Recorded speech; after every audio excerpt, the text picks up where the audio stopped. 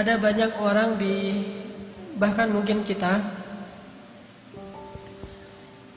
ngerasa bahwa kita itu kurang beruntung dibandingkan orang lain. Ngerasa bahwa kayaknya Allah nggak adil sama kita, karena kita melihat orang lain mendapatkan banyak nikmat, sedangkan kita enggak. Kita ngerasa kayak orang yang paling dicurangin dalam hidup oleh Allah Subhanahu wa taala. Kita ngerasa kayaknya orang yang paling sengsara di antara semua manusia. Ketika kita membandingkan hidup kita dengan hidup orang lain. Kalau kita pernah ngerasa kayak gitu, gara-gara kita sedang diuji oleh Allah dengan satu masalah, pasti kita berarti belum mengenal Allah Subhanahu wa taala. Ada orang yang diuji mungkin dengan ujian fisik. Dan kadang-kadang itu bukan ujian sebetulnya.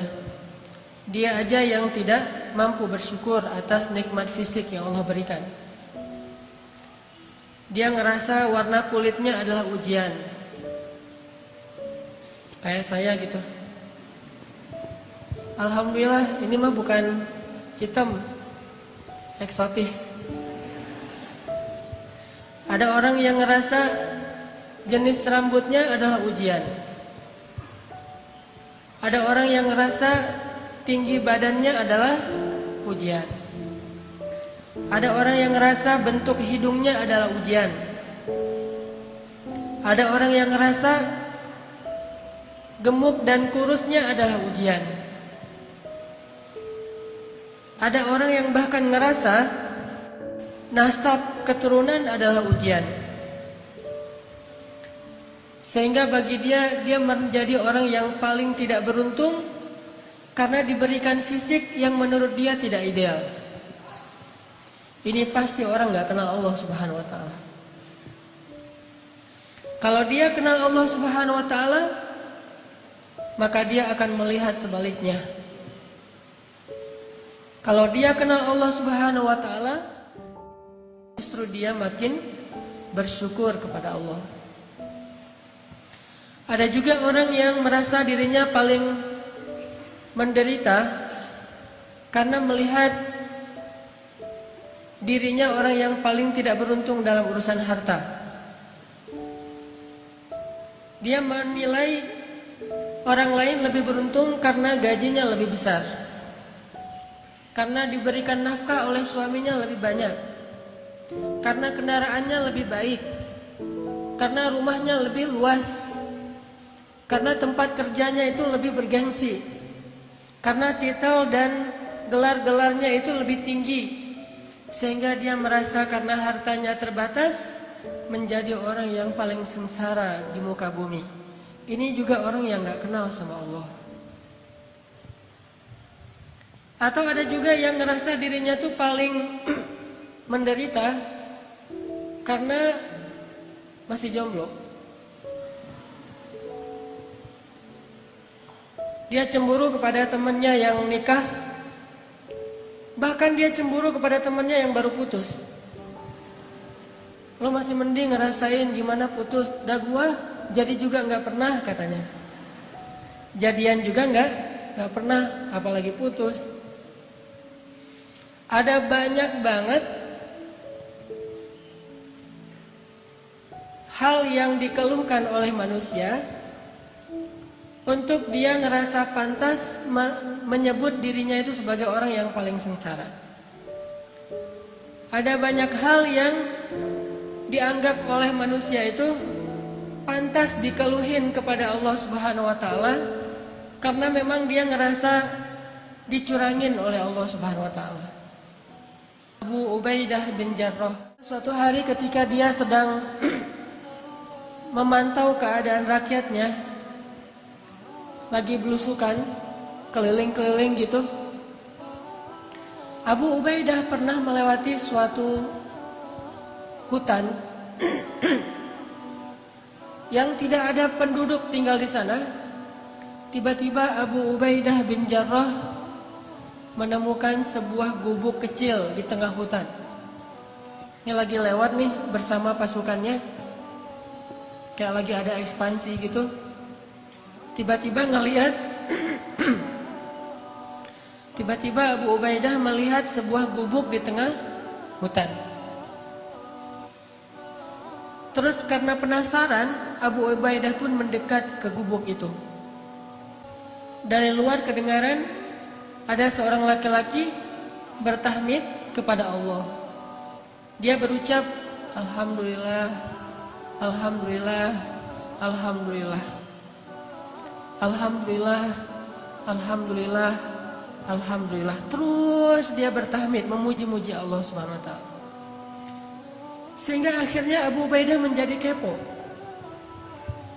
Mulailah Abu Ubaidah stalking, ngepoin, ini siapa nih yang punya akun?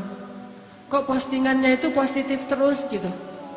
Postingannya itu memuji-muji Allah. Allah maha baik, Allah baik banget, Allah luar biasa, Allah keren, Allah apa. Terus memuji-muji Allah Subhanahu wa Ta'ala.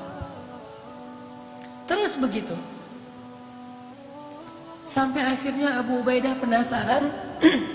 Maka Abu Ubaidah pun memberi salam, minta izin supaya dibolehkan masuk ke dalam rumah. Assalamualaikum. Waalaikumsalam. Boleh saya masuk? Adkhul, kata Abu Ubaidah. Silahkan, silahkan. Akhirnya Abu Ubaidah pun masuk ke dalam rumah itu. Sementara prajurit-prajuritnya menunggu di luar. Ketika Abu Ubaidah masuk ke dalam rumah, Abu Ubaidah merasa heran karena dia melihat di dalam rumah itu hanya ada seorang kakek-kakek yang terbaring di atas tanah, nggak punya kasur, bahkan nggak punya tikar, nggak punya bantal, benar-benar terbaring di atas tanah, dan rumahnya kosong, tidak ada perabotan apapun, nggak ada tempat tidur, nggak ada lemari, nggak ada dapur, ya satu ruangan gubuk itu aja. Dan dia melihat seorang kakek-kakek terbaring sedang memuji-muji Allah Subhanahu wa Ta'ala. Ketika Abu Ubaidah mendekat kepada kakek ini, ternyata Abu Ubaidah baru ngeh kakek ini adalah seorang tunanetra, tidak bisa melihat. Lalu dia melihat kaki kakek ini dalam keadaan lumpuh, tidak bergerak. Usianya sudah sangat tua, matanya buta, tubuhnya lumpuh. Yang bergerak dari tubuhnya cuma bibir saja, sambil berucap Alhamdulillah, Alhamdulillah, Alhamdulillah. Abu Ubaidah pun duduk di sisi kakek ini. Kemudian Abu Ubaidah bertanya, Ya Abdullah, Ya Syekh, Kek, dengan siapa kakek tinggal di sini? Kakek itu menjawab, saya tinggal di sini dengan anak saya. Tadinya saya punya keluarga besar. Saya punya istri, punya beberapa orang anak. Tapi istri saya sudah meninggal, anak-anak saya sudah meninggal, cuma tinggal satu orang. Terus kakek kenapa tidur di sini? Kata kakek itu, saya lumpuh dan saya tidak bisa melihat. Tapi Allah maha baik, kata kakek ini. Abu Ubaidah makin penasaran. Orang miskin, sebatang kara, lumpuh, udah tua, gak bisa ngelihat, gak punya siapa-siapa kecuali anaknya satu-satunya. Abu Ubaidah bertanya, Kek, saya dengar dari tadi kakek itu terus memuji Allah. Dari sejak saya di luar rumah, saya dengar kakek ini terus memuji Allah. Alhamdulillah, Alhamdulillah, Alhamdulillah. Tapi saya perhatikan, sepertinya kakek ini tidak punya kehidupan yang layak. Rumahnya gubuk, di dalam rumah gak ada apa-apa, kakek sakit-sakitan, gak punya keluarga. Saya penasaran, apa yang kakek syukuri kepada Allah sehingga kakek tidak berhenti mengucapkan Alhamdulillah. Perasaan nikmatnya kayak gini-gini aja nih. Terus apa yang kakek syukuri? Kakek ini tersenyum. Kemudian kakek ini mengatakan, "Wahai Tuan, ada 2 nikmat yang diberikan Allah kepada saya, dan itu lebih saya cintai daripada dunia dan seisinya. Yang nikmat ini tidak diberikan kecuali kepada orang-orang yang Allah cintai saja." Ada 2 nikmat yang diberikan Allah kepada saya, yang nikmat ini khusus hanya diberikan oleh Allah kepada hamba-hamba yang Allah cintai. Dan 2 nikmat ini lebih saya sukai daripada dunia dan seisinya. Lebih saya sukai daripada keluarga, lebih saya sukai daripada harta, lebih saya sukai daripada jabatan, lebih saya sukai daripada kesehatan fisik. Karena 2 nikmat ini hanya Allah berikan kepada orang yang Allah cintai. Akhirnya Abu Ubaidah bertanya, "Ya Syekh, Kek, apa 2 nikmat yang Allah berikan kepada kakek yang tidak diberikan kepada sembarangan orang, hanya diberikan kepada orang-orang yang Allah cintai?" Kakek ini menjawab, 2 nikmat itu adalah qalban syakiran wa lisanan dzakiran. 2 nikmat yang diberikan Allah hanya kepada orang yang Allah cintai adalah nikmat hati yang selalu mampu bersyukur dan nikmat lisan yang selalu mampu berzikir. Makanya kakek ini mengatakan, saya mendapatkan 2 nikmat yang Allah tidak berikan kepada siapapun kecuali kepada kekasihnya, yaitu nikmat qalban syakiran. Saya selalu bersyukur, saya selalu merasa bahagia, saya selalu merasa cukup. Walisanan dzakiran, dan lisan saya dibimbing dengan hati yang bersyukur itu untuk selalu berzikir, memuji Allah Subhanahu